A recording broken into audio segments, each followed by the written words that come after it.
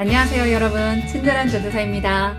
이번 영상에서는 교회에 다니든 다니지 않든 한 번쯤은 궁금했을 법한 교회의 교단 교파에 대해 친절하게 알려드리겠습니다.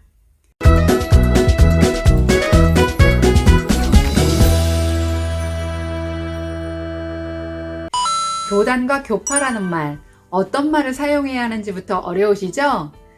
교단 교파는 사실 구분 없이 사용되고 있기 때문에 어떤 용어를 사용하더라도 크게 문제되지는 않을 것 같습니다. 그래도 굳이 용어를 나누어 본다면 기독교 안에서 큰 산맥을 이루고 있는 가톨릭, 정교회, 개신교를 교단이라 부르고, 교파는 교단보다 하위 개념으로서 뿌리는 같은데 그 파를 달리하는 장로교, 감리교, 성결교, 침례교, 순복음, 구세군, 성공회, 루터교 등을 말할 수 있습니다.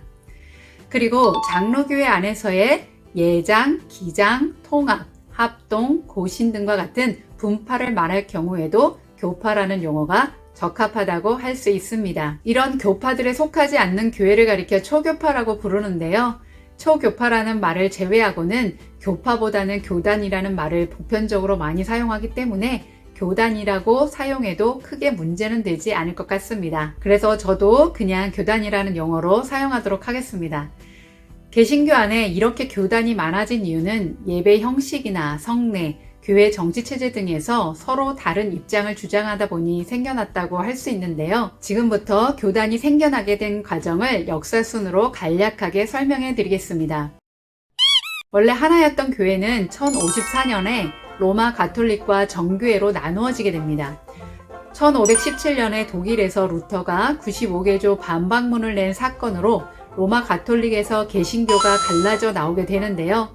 로마 가톨릭, 개신교, 그리스 정교회 이 세 개에서 종교개혁 이후에 교파들이 생겨나기 시작합니다. 루터의 영향받은 사람들이 먼저 루터 교회를 세우게 되고요. 프랑스에는 기독교 강요를 쓴 칼빈과 스위스의 츠빙글리를 통해 개혁교회를 이루게 됩니다. 그리고 종교개혁이 영국으로 건너가게 되는데요. 영국 교회인 성공회가 그때 생기게 됩니다. 영국 성공회 안에서 특별히 칼빈의 영향을 받은 청교도들이 있었는데요. 청교도들의 갈등 가운데 나온 것이 바로 장로교와 침례교입니다. 18세기로 오면서 영국 성공회 안에 있던 요한 웨슬리가 회심을 경험하면서 감리교가 나오게 되고요. 19세기 중반 영국 감리교에 있던 윌리엄 부스가 빈민들을 위한 구세군을 세우게 됩니다.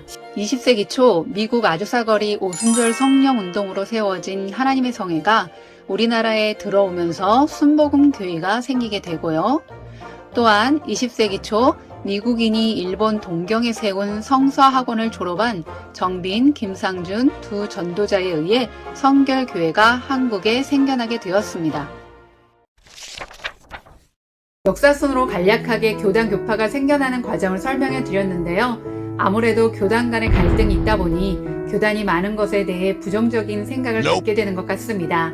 하지만 달리 생각해보면 교단이 생겨나게 된 배후에 교단이라는 이름을 통해 뭔가 새롭게 개혁해 보려거나 신앙을 지키려는 의도 등 나름의 이유가 다 있다는 것인데요. 그런데 언제인가부터 이런 본질보다는 교단 자체를 보호하려는 경향이 강해지면서 갈등이 생기고, 때론 잘못된 정보로 타 교단을 정죄하거나 무조건 이단시하는 극단적인 경우도 있는 것 같습니다.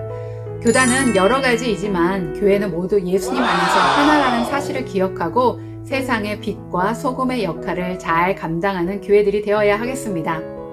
그럼 시청해 주셔서 감사합니다. 다음에 또 유익한 영상으로 만날게요. 샬롬.